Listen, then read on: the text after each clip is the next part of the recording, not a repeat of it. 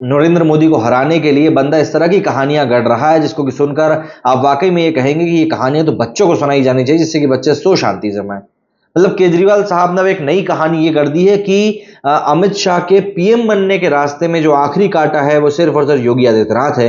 इसलिए उनको जल्द से जल्द हटाया जाएगा। अभी कुछ दिनों पहले भी उन्होंने एक जगह पर ऐसे ही कुछ कहा था कि पीएम मोदी अगर अपनी सरकार बनाते हैं तो 3 से 4 महीने में ही योगी आदित्यनाथ को हटा दिया जाएगा, जिससे कि अमित शाह के प्रधानमंत्री बनने का रास्ता साफ हो सके। मतलब माना आपके पास मुद्दे नहीं है, माना आप विपक्ष को या सत्ता पक्ष को आप घेर नहीं पा रहे हो, लेकिन इस तरह की कहानियां बनाना, मतलब ये तो मुंगेरी डाल के हसीन सपने टाइप का हो गया। और इसीलिए फिर लोग आपका मजाक उड़ाते हैं तो आपको बुरा लगता है।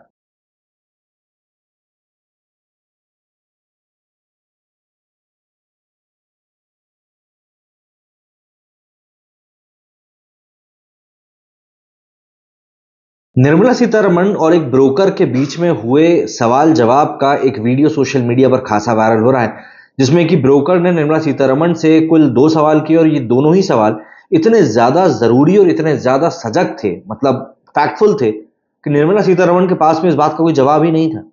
दरअसल हाल ही में बीएसई के एक प्रोग्राम में एक ब्रोकर ने वित्त मंत्री निर्मला सीतारमण से कहा कि आज भारत सरकार एक ब्रोकर से ज्यादा कमा रही है।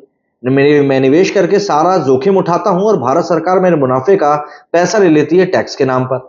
इस पर वित्त मंत्री निर्मला सीतारमण ने कहा कि मेरे पास इसका कोई जवाब नहीं है। दरअसल यहां पर ब्रोकर ने एक बात और कही कि जब मैं टैक्स देने के बाद में मेरे खाते में पूरा का पूरा व्हाइट पैसा रखता हूं और उस व्हाइट पैसे से जाकर मैं कोई प्रॉपर्टी खरीदता हूं, तो उस प्रॉपर्टी को खरीदने के ऊपर भी मुझे जीएसटी और तरह तरह के टैक्स देने पड़ते हैं।